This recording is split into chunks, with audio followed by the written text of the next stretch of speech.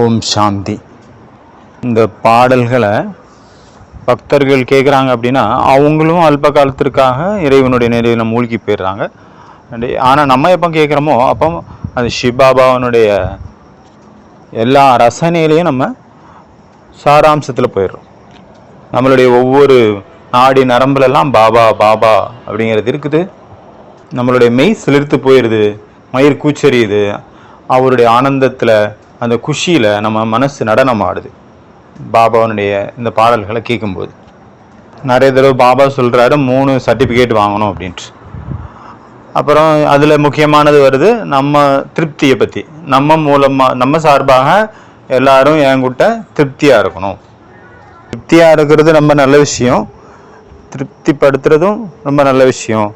ஏன்னா அந்த சர்டிஃபிகேட் இல்லை அப்படின்னா நம்ம பாஸ் வித் ஹானர் ஆக முடியாது, மதிப்புடன் வெற்றி பெற்றவராக சொல்ல முடியாது, ஃபெயில் தான் சொல்ல முடியும். இந்த நிலையும் கடந்து போனோம் அப்படின்னா என்ன அப்படின்னா நம்ம எல்லாருடைய மனசுலேருந்தும் நமக்கு ஆசீர்வாதங்கள் வரணும் நம்ம சார்பாக, நமக்காக. இதுதான் பெரிய விஷயம். எல்லாத்த விட வெறும் திருப்தி மட்டும் இருக்கக்கூடாது. என் கூட எந்த ஒரு வெறுப்பும் இல்லை, என் கூட அவங்களுக்கு எந்த ஒரு பிரச்சனையும் இல்லை, எனக்கும் அவங்களுக்கும் எந்த ஒரு விரோதம் இல்லை, எந்த ஒரு பொறாமை இல்லை, போட்டி இல்லை, ஒன்றும் இல்லை. பாட்டு இருக்குது, உங்களுடன் இருக்கக்கூடிய அனுபவம் விசித்திரமானது அப்படின்ட்டு. துமாரே சாத்கா அனுபவம் நிராலா ஹை அப்படின்னு பாட்டு. அந்த பாட்டினுடைய லைனு, நம்ம பாபா கூட என்னெல்லாம் அனுபவங்கள் அடைஞ்சோமோ, அவர் கூடவே நம்ம வாழ்ந்தோமோ, அந்த அனுபவங்கள் மறக்க முடியாத அனுபவங்கள். அதை மறக்க முடியாது. அந்த அனுபவம் உலகத்தில் எங்கே போனாலும் கிடைக்காது. மனிதர்கள் ஆதாம் ஏவாளுடைய கதை சொல்கிறாங்க, பிரம்மா சரஸ்வதியினுடைய கதைகளை பற்றி நிறைய சாஸ்திரங்கள் எழுதப்பட்டிருக்கு. ஆனால் யாருக்கு அவங்க கூடவே இருக்கக்கூடிய ஒரு பொண்ணான வாய்ப்பு கிடைச்சதோ, அவங்க கூடவே உட்கார்றது, அவங்க கூட நடக்கிறது, அவங்க கூட சுற்றி வர்றது, அந்த மாதிரியான தாக்கியம் யாருக்கு கிடைச்சதோ, அவங்களுடைய மனதினுடைய ஸ்திதி, அவங்களுடைய விவகாரம், அவங்களுடைய பார்வை, அவங்களுடைய திருஷ்டி, அவங்க பேசுகிற விதம், மற்றவங்கள வேலை வாங்கக்கூடிய ஒரு மெத்தடு, காரியம் செய்ய வைக்கக்கூடிய அந்த கலை, மற்றவங்கள முன்னேற்றுறதுக்கான, அவங்கள முன்னாடி வைக்கணும் அப்படிங்கிற அந்த எண்ணம், இதை உலகத்தில் நம்ம எங்கேயுமே பார்க்க முடியாது. அதனால் என்னுடைய வாழ்க்கையில் அந்த மாதிரியான வாழ்க்கையினுடைய ஒரு விலை மதிப்பற்ற ஒரு தருணங்கள் கிடைச்சது. அதுக்கு எந்த ஒரு விலையும் கிடையாது. அந்த விஷயங்களை யாரு கூடயும் கம்பேர் பண்ண முடியாது, எது கூடயும் கம்பேர் பண்ண முடியாது. அதை மறக்க முடியாது நம்மளால. யாராவது கத்தி வச்சுட்டு சொல்றாங்க அதை மறந்துரு அப்படின்னு சொன்னா கூட மறக்க முடியாது. எப்படி குரு கோவிந்த் சீக்கிய மதத்தினுடைய 10வது குரு இருந்தார் இல்லையா, குரு கோவிந்த்ஜியோட அந்த 2 பசங்க இருந்தாங்க. அவங்கள 2 பேரையும் சவுரோட அவரை கட்டிட்டாங்க, ஒரு சவுராக கட்டிட்டாங்க, சவுருக்குள்ளே அடக்கிட்டாங்க. காலிலிருந்து தலை வரைக்கும் செங்கல் கல்லோ எதை வச்சு கட்டிட்டாங்க. அந்த 2 பசங்கள்ட்டையும் சொன்னாங்க, நீ அல்லாஹு அக்பர் அப்படின்னு சொல்லு, அப்போ நாங்கள் உங்களை விட்டுருவோம். விட்டது மட்டும் இல்லை, உன்னை ஒரு பெரிய ராஜ்யத்தினுடைய ராஜாவாக மாற்றி உட்கார வச்சுருவோம் அப்படின்னாங்க. ஒன்றும் இல்லை, அல்லாஹு அக்பர், நான் முஸ்லீம் மதத்தை தழுவிடுறேன், முஸ்லீமாக மாறிடுறேன் அப்படின்னு சொல்லிட்டா போதும், ஒன்று பெரிய ராஜ்யத்தினுடைய ராஜாவாக மாற்றிடுவோம், பாதுஷாவாக மாற்றிடுவோம், நவாப்பாக மாற்றிடுவோம். இல்லைன்னா பாருங்கள், உன் கழுத்து வரையும் ஷோல்டர் வரையும் வந்துடுச்சு இந்த சமாதி, இன்னும் 2-4 செங்கல் வச்சா போதும், உள்ளே மூடிடுவேன், உயிரோட சமாதி. என்ன சொல்கிற, சீக்கிரம் சொல்லு, உயிரோட சமாதியாக போறியா இல்லை அல்லாவை தூள போறியா, அல்லாவை ஏற்றுக்க போறியா அப்படின்றாங்க. இதனால உனக்கு என்ன லாபம் கிடைக்க போகுது, ஏன் மற்றவங்க நீ சொல்றதெல்லாம் கேட்குற? அந்த பசங்க 2 பேரும் என்ன சொன்னாங்க, ஒரு பிரச்சனையும் இல்லை, ஒரு கவலையும் இல்லை, நீ எங்களை சமாதி கட்டிக்க பரவாயில்ல அப்படின்ட்டான். அதுலேயும் பெரியவனுக்கு கண்ணீர் வந்துடும், சின்னம்மா பார்த்து. ஏன் அப்படி, என்னன்னா இப்படி நீங்கள் நம்மளுடைய குருஜியினுடைய தந்தையினுடைய பேரை கெடுத்துட்டீங்கன்னு சொன்னா, இல்லை நான் அதுக்காக ஆளல, அண்ணன் சொல்லுவாப்புல, எல்லாம் 6 வயசு 8 வயசு பசங்க. அண்ணன் சொல்லுவார், இல்லை நான் முதல்ல சத்குருவுக்கு வந்து அர்ப்பணம் ஆகலான்னு பார்த்தா நீ தான் என்னோட ஹைட் கம்மியாக இருக்க, நீ தான் முதல்ல இறந்து போவ, உள்ள சமாதிக்குள்ளே போயிடுவ, நான் முதல்ல பெரியவனா இருந்து என்ன பிரயோஜனம், நான் பெரியவனா போயிட்டேனே இந்த நேரத்தில் அப்படின்ட்டு நினச்சி நான் அழுறேன், முதல்ல நீ தானே சமர்ப்பணம் ஆயிட்ட குருவுக்காக அப்படின்ற மாதிரி அவ்வளோ லகன் காட்டியிருப்பாங்க இந்த குரு கோவிந்தனுடைய 2 பசங்களுடைய கதையை. அந்த பசங்க ஏன் அப்படி இருந்தாங்க, ஏன்னா அவங்களுக்குள்ள என்ன ஒரு விசுவாசம் இருந்தது, அவங்களுடைய கலாச்சாரம் என்ன இருந்ததோ அதில் அவங்களுக்கு ஒரு அசைக்க முடியாத நம்பிக்கை இருந்தது. அந்த நம்பிக்கை எவ்வளோ ஆழமாக இருக்குமோ அவ்வளோக்கு அவங்க என்ன வேணாலும் செய்யறதுக்கு ரெடியாக இருப்பாங்க. அதே மாதிரி நம்ம கூட யாரெல்லாம் இருக்காங்களோ அவங்கள பற்றி நம்ம யார்கிட்டயாவது சொல்கிறோம், அட இவரை பற்றி என்கிட்ட கேளு, என் கூட தான் நாங்கள் எல்லாம் ஒரே ரூமில் தான் இருக்கோம், இவர் வந்து எனக்கு எவ்வளோ துக்கம் கொடுத்துருக்காரு, எவ்வளோ மோசம் இருக்கிறதுல இந்த உலகத்திலே மோசமான ஆள்னா அந்த ஆள் தான், என்னை எத்தனை தடவை கண்ணீர் வடிக்க வச்சிருக்கிறாரு, இவர் விளங்காத உருப்படாத ஆள் அப்படின்னு நம்மளை பற்றி யாராவது சொன்னாங்கன்னா நம்ம சங்கமக வாழ்க்கையில் நம்ம அப்போ என்ன பண்ணியிருக்கோம், இந்த மாதிரி சொல்கிறதுக்கு பதிலாக நம்மளை பற்றி இந்த மாதிரி சொல்கிறாங்கன்னு வச்சுக்கோங்க. இது வந்து இப்போ நடந்துட்டு இருக்கிறது சங்கமேகம். இந்த வாழ்க்கையில் நம்ம பரமாத்மாவை அடைஞ்சிருக்கிறோம். இந்த டென்ஷன் ஃப்ரீ அப்படிங்கிறது சாதாரண விஷயம். ஆனால் நம்ம கூட யாராவது நம்மளை சந்திக்கிறவங்க நம்மளை பார்த்து சொல்கிறாங்க, ஆஹா இந்த மாதிரி ஒரு ஆளை தாங்க நான் தேடிட்டு இருந்தேன், நம்மளை சந்தித்தோன்னா அவங்களுடைய பிறவி பயனை அடைஞ்சிட்ட மாதிரி அவங்க ஃபீல் ஆகணும். இந்த மாதிரி ஆளை தான் நான் அந்த உலகத்தில் தேடிட்டே இருந்தேன் ரொம்ப வருஷமா, எனக்கு வாழ்க்கையே வெறுத்து போச்சுங்க இவ்வளோ நாளா. பழமொழி சொல்கிறாங்க, பகவான் கிரியேட் இன் ஓன் இமேஜ், பகவான் create in man in own image. பகவான் வந்து மனிதனை படைச்சாராம், தன்னுடைய சன்னை போல படைச்சார் அப்படின்னு சொல்கிறாங்க. அப்போ எனக்கு தெரியல இந்த மாதிரி மனிதர்கள் இருக்காங்க அந்த உலகத்தில், அப்போ இந்த மாதிரி ஆளுகளை படைச்சிருக்காரு, அப்போ அவரும் கடவுளும் அப்படி தான் இருப்பார் போல. இந்த உலகத்தினுடைய மனிதர்களை நான் பார்க்கும்போது நினச்சிட்டு இருந்தேன், இந்த பகவானுக்கு ஒரு நல்ல மனுஷனை படைக்க வரல, இவர் அவ்வளோ வீக்காக இருக்கிறாரு, எல்லாம் குறையான மனிதர்கள் உருப்படாத ஆளுகளை தான் படைச்சிருக்காளே தவிர ஒரு மனுஷனை எப்படி படைக்கிறதுன்னு கடவுளுக்கு தெரில, இப்படி நான் நினச்சிட்டு இருந்தேன். இப்போதான் எனக்கு புரிய வருது, பகவான் உன்னையும் படைச்சிருக்கிறார், நம்மளை பார்த்து சொல்லணுமா, உன்னை படைச்சிருக்கிறாரு, உங்களை மாதிரி ஒரு மனிதனை கடவுள் படைக்கிறார் அப்படின்னா நான் வந்து ஏற்றுக்கிறேன், கடவுள் இருக்கின்றார் இந்த உலகத்தில், நம்மளை பார்த்து அவங்க அந்த மாதிரி ஃபீல் பண்ணணும். நாங்கள் வந்து இப்போ உங்களை பார்த்த பிறகு ப்ராக்டிக்கலாக எங்களுக்கு எந்த ஒரு வாத விவாதமும் தேவையில்லை, எந்த ஒரு ப்ரூஃபும் தேவையில்லை, எந்த ஒரு சைக்காலஜி பயாலஜி கெமிஸ்ட்ரி எதாவது சொல்கிறாங்களா, எந்த ஒரு ப்ரூஃபும் எங்களுக்கு தேவையில்லை, நாங்கள் உங்களை பார்த்துட்டோம். அப்போ பரமாத்மாவனுடைய படைப்பு இவ்வளோ உயர்ந்த படைப்பு அப்படிங்கிறத நான் புரிஞ்சுக்கிட்டேன், இப்போ பகவான் இருக்கிறார், இவ்வளோ உயர்ந்தவர் அப்படிங்கிறத நான் நம்புகிறேன் அப்படின்னு சொல்லணுமா. அதனால் நம்மளுடைய கர்மங்கள் அந்த மாதிரி இருக்கணும், எல்லாருடைய மனசுல இருந்தும் ஆசீர்வாதங்கள் வரணும். இப்போ எவ்வளோ வித்தியாசம் வந்துருச்சு பாருங்கள். ஒரு பக்கம் இந்த மாதிரி சொல்லலாம், நான் இன்னொருத்தவங்களை கம்ப்ளைண்ட் பண்ணுறேன், இன்னொருத்தவங்க என் மேலே கம்ப்ளைண்ட் பண்ணுறாங்க. இன்னொரு பக்கம் இப்படி இருக்கும், நான் எல்லாருடைய குணங்களை பாடுறேன், மகிமை பாடுறேன், மற்றவங்க என்ன மகிமை பாடுறாங்க. இந்த 2 இருக்குது. நம்மளுடைய மகிமை பாடுறாங்களோ இல்லையோ அது தேவையில்லை, ஆனால் பிரபுவனுடைய மகிமை பாடட்டும், அவர் தானே நம்மளை படைச்சிருக்கிறாரு, நம்மளை பார்த்து அவங்க புரிஞ்சுக்கணும். ஏன்னா பழமொழி பார்த்தோம் இல்லையா, God created man in own image, கடவுள் மனிதனை தன்னை போன்று படைத்தார். அதனால பகவான்கிட்ட என்னெல்லாம் குணங்கள் இருக்குமோ அவரால் படைக்கப்பட்ட இந்த உலகத்தில் உள்ள எல்லாத்துலேயுமே அவருடைய குணங்கள் அங்கே மிளிரும். அதனால இது ரொம்ப முக்கியம், இது ஒன்றுக்கு ஒன்று கனெக்டடாக இருக்குது.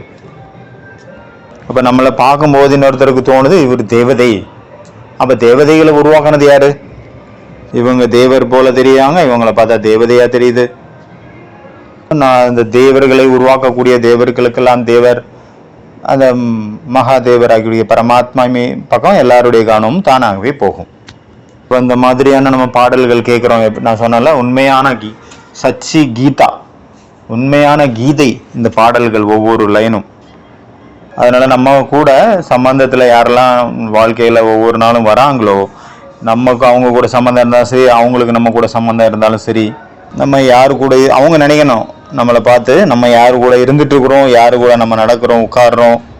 ஒன்று பார்த்தீங்கன்னா ரிலேஷன்ஷிப்பு, இன்னொன்று ஒர்க் ரிலேஷன்ஷிப்பு அப்படின்னு சொல்லலாம். ஒன்று வந்து வீட்டில் உள்ள ரிலேஷன்ஸ் இருக்காங்க, இன்னொன்று வந்து ஒர்க் பண்ணுற இடத்துல கூட ரிலேஷன்ஷிப், அதுவும் ரிலேஷன் தான், ஆனால் அது ஒர்க் ரிலேஷன்ஷிப். ஒருத்தர் வந்து வீட்டில் இருக்கிறார் அப்படின்னா அவங்க மனைவி இருக்காங்க, குழந்தைங்க இருக்காங்க, இப்போ அவங்களுடைய சொந்தக்காரங்க இருக்காங்க அப்படின்னா அது அவருடைய பிளட் ரிலேஷன்ஷிப்பு, ரத்த சம்பந்தம். ஆனால் அவர் எப்போ வந்து ஆஃபீஸுக்கு போகிறாரோ அங்கே அவருக்கு பிஏ இருப்பாங்க, அவருக்கு கீழே ஒரு செக்ரட்டரி இருப்பார், இல்லைனா பியூன் இருப்பார், இது அவருடைய மேனேஜர் இருப்பார், அவருடைய ஓனர் இருப்பார், இது அவருடைய ஒர்க்கிங் ரிலேஷன்ஷிப். அதனால் பல வகையான இந்த மாதிரி ரிலேஷன்ஷிப் இருக்குது, சம்பந்தம் இருக்குது. நம்மளுடைய ஒர்க் ரிலேஷன்ஷிப்பு, அதாவது வேலை செய்கிற இடத்துல இருக்கக்கூடிய சம்பந்தம் நமக்கு எப்படி இருக்குது? இப்போ நம்ம சென்டருக்கு வந்திருக்கிறோம், பலவிதமான இடங்கள்லேருந்து வந்திருக்கோம், பலவிதமான கண்ட்ரி, பாஷை, இல்லைன்னா பலவிதமான கல்ச்சர், எல்லாருடைய பேக்ரவுண்டும் வேறு வேறு. ஆனால் நம்ம அந்த பரமாத்மாவின் காரணத்தினால நம்ம ஒன்றா சேர்ந்துருக்குறோம். அவர் தான் ஆகியிருக்கிறாரு நம்மளை எல்லாத்தையும் ஒன்றாக்குறதுக்காக. ஆனாலும் நம்ம வந்து நம்மளுடைய குணங்கள் இருக்குது அப்படின்னா அது மக்களுக்கு தெரிய வருது. எப்படி வந்து ராஜா இருக்கிறாரு, ராஜாவினுடைய கீழே இருக்கக்கூடிய பிரஜைகள் இருக்காங்க, அவங்களுடைய நடவடிக்கையில தெரியுது இவர் ராஜா.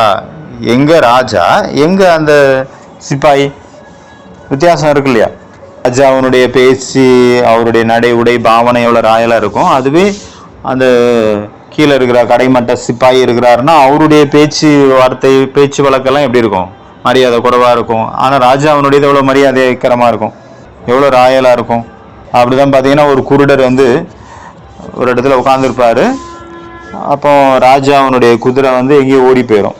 அப்படி போகிற வழியில் தேடி போவாங்க எல்லாம், ராஜா குதிரையை தேடி. முதல்ல பார்த்தீங்கன்னா ஒரு சிப்பாய் போவார். அந்த சிப்பாய் போகிற வழியில் ஒரு வயசான தாத்தா உட்காந்துருப்பார், ஒரு பக்கீர், அதாவது ஒரு முஸ்லீம் சன்னியாசி. அவருக்கு கண்ணு தெரியாது. அப்போ அவர்கிட்ட அந்த சிப்பாய் கேட்குறாரு, கேட்கலவா, இந்த பக்கம் ஏதாவது குதிரை போனதை பார்த்தியா அப்படின்னாரு. இல்லை பார்க்கல சாமி அப்படின்ட்டார். அப்புறம் அவர் போயிட்டாரு. அடுத்தது வந்து ராஜா சொல்கிறாரு, சிப்பாய் சரியில்லை, இன்னொரு கமாண்டோவை அனுப்பிவிடுங்க அப்படின்ட்டு. அப்போ ஒரு கமாண்டோவை அனுப்பிவிட்றான். அவரும் அந்த பெருசு அவர் போய் கேட்குறாரு. அந்த தாத்தா அதே மாதிரி அங்கே வழியில் இருந்தார், அவர்கிட்ட போய் கேட்குறாரு, இங்கே ஏதாவது குதிரை வந்ததா? அவர் பார்க்கல அப்படின்றாரு, எனக்கு கண்ணு தெரியாது அப்படின்றாரு. அப்போ அவர் போயிடுறாரு. அடுத்தது அவர் சேனாதிபதி அனுப்புகிறாரு ராஜா. அந்த குதிரையை கண்டிப்பாக எனக்கு ரொம்ப பிடிச்சமான குதிரை, முக்கியமான குதிரை, அந்த குதிரை இப்போ வேணும், எனக்கு கிடைச்சே ஆகணும் அப்படின்னு அடம்பிடிக்கிறாரு ராஜா. உடனே சேனாதிபதி கிளம்பி போகிறாரு. அப்போ அதே மாதிரி அந்த வயசானவரை பார்க்குறாரு. அவர்கிட்ட வந்து கேட்குறாரு, பெரியவரே இந்த பக்கமாக ஏதாவது குதிரை வந்தது அப்படின்னு கேட்குறாரு. அவர் பார்க்கலங்க அப்படின்றாரு. அப்புறம் மந்திரி அனுப்புகிறார் ராஜா. அப்போ மந்திரி வந்து அந்த பெரியவர்கிட்ட கேட்குறாரு, அந்த சன்னியாசிக்கிட்ட, தாத்தா இந்த பக்கம் ஏதாவது குதிரை வந்தது அப்படின்னு கேட்குறாரு. அவர் மந்திரிகிட்ட சொல்கிறாரு, இல்லைங்க பார்க்கல அப்படின்ட்டு. கடைசியாக ராஜா அவரே வராரு. ராஜா வந்து கேட்குறாரு, மகாத்மாஜி, அந்த வயசானவர்கிட்ட கேட்குறாரு, அந்த சன்னியாசிகிட்ட, மகாத்மாஜி இந்த பக்கம் ஏதாவது குதிரை போச்சுதா அப்படின்ட்டு. உடனே அந்த பெரியவர் சொல்கிறாரு, இல்லை ராஜா அப்படிங்கிறாரு. ஆமாம், நான் ராஜாங்கிறது உங்களுக்கு எப்படி தெரிஞ்சது? உங்களுக்கு கண்ணு தெரியல. அப்போ அவர் சொல்கிறாரு, எனக்கு கண்ணு தெரியாது, ஆனால் ஒவ்வொரு மனிதருடைய விவகாரம் எப்படிங்கிறது எனக்கு கண்டு தெரியும் அப்படின்ட்டு. எப்படி? முதல்ல வந்தவர் யோன்னாரு, கிழவான்னாரு, இன்னொருத்தர் வந்தவர் இன்னொரு பெருசுன்னாரு, இன்னொருத்தர் வந்தவர் ஐயான்னாரு. அப்போ அவர் வந்து சேனாதிபதியாக இருந்திருக்கணும். இன்னொருத்தர் வந்து சொன்னார் பெரியவரேன்னாரு. நீங்கள் வந்து மகாத்மாஜின்னு சொன்னீங்க. அதாவது எவ்வளோக்களோ உயர்ந்த ராயல் குலத்தை சேர்ந்தவங்களோ அந்த அளவுக்கு உயர்ந்த ராயலான வார்த்தைகளை யூஸ் பண்ணுவாங்க. அதனால தான் நீங்கள் மகாத்மாஜின்னு சொன்னோன்னா நான் கண்டுபிடிச்சிட்டேன், நீங்கள் அப்போ ரொம்ப உயர்ந்தவர் ராஜாவாக தான் இருக்கணும் அப்படின்ட்டு. இந்த மாதிரி ஒவ்வொருத்தருடைய குணங்கள் பார்த்தீங்கன்னா அவங்களுடைய விவகாரம் அவங்களுடைய குவாலிட்டிக்கு ஏற்ற மாதிரி இருக்குது, அவங்களுடைய போஸ்டிங் ஏற்ற மாதிரி பார்த்தீங்கன்னா. நம்ம வந்து சமர்ப்பணம், இந்த விஷயத்தை நிறுத்திக்கலாம். அடுத்தது சமர்ப்பணத்தை பற்றி பார்ப்போம். இப்போ சமர்ப்பணம் அப்படின்னா, எப்போ வந்து பிரபுவுக்கு நம்ம சமர்ப்பணம் ஆகிறோம், நம்மளுடைய முழு உடல், மனம், பொருளையும் நம்ம சமர்ப்பணம் பண்ணுறோம். அப்போ நம்மளுடைய ஒவ்வொரு கண், மூக்கு, காது, செவி எல்லாம் ஒவ்வொரு அங்கமும் எப்போ வந்து சீத்தளமாகும், எப்போ வந்து தூய்மையாகும், எப்போ வந்து தாமரை மலர் போன்று புனிதமாக ஆகும், எப்போ நம்ம சமர்ப்பணம் பண்ணுறோமோ பிரபுவுக்கு, அப்போ தான் அது தூய்மையாக மாறும். நம்மளுடைய ஒவ்வொரு அங்கமும் சமர்ப்பணம் பண்ணுறதுல நம்ம ஒரு விஷயத்தில் சொல்கிறோம், என்னுடைய உடல், மனம், என்னுடைய பணம், என்னுடைய செல்வம், என்னுடைய எல்லாமே ஸ்ரீ பாபா உங்களுக்கு அர்ப்பணம். நாங்கள் வந்து எப்படி இருந்தாலும் சரி, எவ்வளோ மோசமாக இருந்தாலும் சரி, நல்லா இருந்தாலும் சரி, நாங்கள் உங்களுக்கு என்ன நானே உங்களுக்கு நான் சரண்டர் பண்ணுறேன், அர்ப்பணம் பண்ணுறேன். நீங்கள் என்ன பார்த்துக்கோங்க பாபா. அதனால் இந்த ஒரு வினாடியிலிருந்து நான் வந்து உங்களுடையவன். நான் எப்படி இருந்தாலும் நான் உங்களுடையவன். நீங்கள் என்ன சொல்லுவீங்களோ நாங்கள் அதன்படி நடப்போம். இதுதான் எங்களுடைய வாக்கு. நாங்கள் இந்த மாதிரி நடப்போம் பாபா. நாங்கள் கொடுத்த இந்த வாக்கை நாங்கள் நிறைவேற்றுவோம். ஆனால் பாபா, நீங்கள் வாக்கு கொடுத்துருக்கீங்க, அதையே நீங்கள் நிறைவேற்றணும். எங்களை இந்த விகாரத்துலேருந்து விடுபட வைப்பீங்க. எங்களை வந்து புது உலகத்துக்கு தகுதியானவங்களா மாற்றி புது உலகத்தில் கொண்டு உட்கார வைப்பேன்னு எங்களுக்கு வாக்கு கொடுத்துருக்கீங்க. நாங்கள் இந்த வாக்கை காப்பாற்றுவோம், நீங்கள் அந்த வாக்கை காப்பாற்றுங்க. இது நமக்கும் பாபாவுக்குமான ஒரு அக்ரிமெண்ட்டு. இது ஒரு விதத்தில். அதனால் நம்ம சமர்ப்பணத்தை பற்றி பேசுகிறோம் அப்படின்னா அதில் நம்ம புரிஞ்சுக்கணும், ரொம்ப ரொம்ப மைனூட்டாக ஒவ்வொரு கர்ம இந்திரியமும் பாபாவுக்கு சமர்ப்பணம். இது எனக்கு ரொம்ப பிடிச்சிருக்கு, இது நான் நிறைய சாப்பிடுவேன், இல்லைனா இந்த ட்ரெஸ் எனக்கு சூப்பராக இருக்குது, அந்த மாதிரி எனக்கு பிடிச்சதை போட்டுக்கலாம், இல்லைனா இப்படியே இருக்கும், இல்லைனா இப்படி இருக்கீங்களா. அந்த மாலிக், ஏன்னா நான் யாருக்கிட்ட இருக்கிறனோ அந்த மாலிக், அந்த எஜமானன் என்ன கொடுக்குறாரோ, அவர் என்ன விரும்புகிறாரோ நான் அதன்படி நடக்கணும். இல்லை எனக்கு பிடிச்சதை நான் சாப்பிடுவேன் அப்படியா, அவர் என்ன கொடுக்குறாரோ அதை சாப்பிடுவேன், என்ன கொடுக்குறாரோ அதை குடிப்பேன், எங்கே படுக்க சொல்கிறாரோ அங்கே படிப்பேன் அப்படியா, எங்கே இருக்க சொல்கிறாரோ அங்கே இருப்பேன் அப்படியா, இல்லை நான் என் இஷ்டத்துக்கு இருப்பேன், நான் அங்கே தான் இருப்பேன், நான் இதை தான் சாப்பிடுவேன், நான் இதை தான் குடிப்பேன், நான் இப்படி தான் பண்ணுவேன் அப்படியா. நம்மளுடைய பார்க்கக்கூடிய நம்மளுடைய பார்வை, திருஷ்டி, விருத்தி எந்த மாதிரி இருக்குது, நம்மளுடைய கண்ணோட்டம் எப்படி இருக்குது. நான் வந்து எப்போ வந்து என்னுடைய கண்ணை வந்து பகவானுக்கு நான் சரண்டர் பண்ணிட்டேனோ, அப்போ அந்த கண் மூலமாக நம்ம எப்படி பார்க்கணும், எதை பார்க்கணும் அப்படின்னு அவர் விரும்புவார். அவர் எப்படி யூஸ் பண்ணுவார், அன்பாக யூஸ் பண்ணுவார், சிநேகத்தோடு யூஸ் பண்ணுவார். பாபாவுடைய பார்வை எப்படி இருக்கும், அன்பான பார்வை, மற்றவங்களுக்கு நன்மை செய்யக்கூடிய பார்வை, பரந்த பார்வை, ஆத்மீக பாவனையோட பாபா பார்ப்பார். அப்போ பாபா வந்து இதை தான் விரும்புவார். பாபா பார்க்குறதே எப்படி இருக்கும், மற்ற மனிதர்களை கம்பேர் பண்ணும்போது ஒரு அலௌகீகமான பார்வையாக இருக்கும். அப்புறம் பாபா சொல்கிறார், சீனோ ஈவில், கெட்டதை பார்க்காதுங்க. நம்ம வந்து மற்ற எல்லாருடைய அவகுணத்தையும் வேண்டாததையும் நம்ம நோட் பண்ணிகிட்டு இருக்கோமா, இல்லை பாபா சொன்ன மாதிரி நம்ம பார்க்காம இருக்கிறோமா? அதெல்லாம் நோட் பண்ணுறதுனால தான் நமக்கு மற்றவங்கள்ட்ட வர்ணனை பண்ணுறதுக்கு நிறைய மெட்டீரியல் கிடைக்குது. யாராவது வந்தால் சொல்லணும்ல அவங்களுக்கு. அப்போ எங்கேருந்து கிடைக்கும் மேட்ரு, இப்படி தான் கிடைக்குது. மற்றவங்களுடைய வேண்டாததை பார்த்துட்டு இருக்கிறோம், நோட் பண்ணிட்டு இருக்கிறோம். நம்மளுடைய தினசரி பத்திரிகை ஒரு விசித்திரமானது. அங்கே டைம்ஸ் ஆஃப் இந்தியா, தந்தி, தினமலர், நிறைய பேப்பர் இருக்குல்ல, அது ஹிந்து, அது வேற உலகத்தில் உள்ளது. ஆனால் நம்மளுடைய நியூஸ் பேப்பரே வேற. வாங்க நான் உங்களுக்கு சொல்கிறேன், இன்னைக்கு மறுபடியும் அவர் வந்து மறுபடியும் என்கிட்ட சண்டை போட்டார். அப்படியா, மறுபடியும் சண்டை போட்டாங்களா? அந்த அம்மா சண்டை போட்டுதா? என்ன சொல்லிச்சு? ஆடா, அந்த அம்மாவை பற்றி அவனுக்கு தெரியுமே, டெய்லி சண்டை போடுறதே அந்த அம்மா தொழிலாக போச்சு.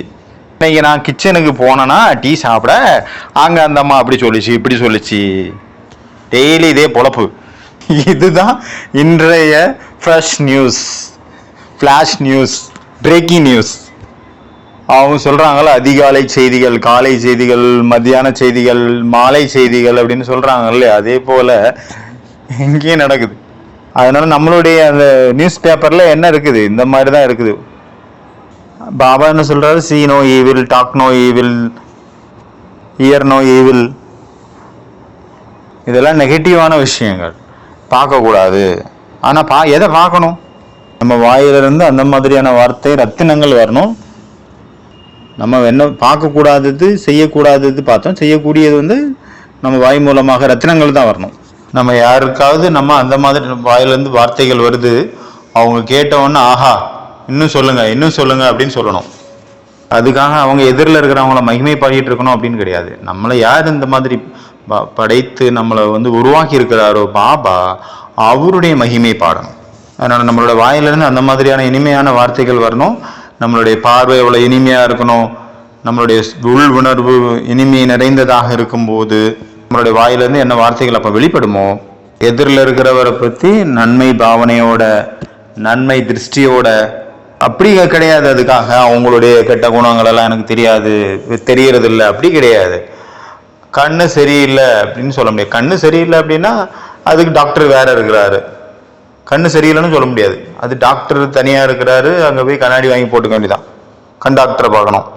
நம்மளுடைய கண்கள் கமல வாய், கமல கண்கள், கமல பாதங்கள், கமல கரங்கள், அது எப்போ கமலமாக மாறும், தாமரை பூ போன்றதாக எப்போ நம்மளுடைய ஒவ்வொரு அங்கமும் மாறும், எப்போ நம்ம இந்த ஒவ்வொரு அங்கத்தையும் நம்ம பாபாவுக்கு சமர்ப்பணம் பண்ணுவோமோ அப்போதான்.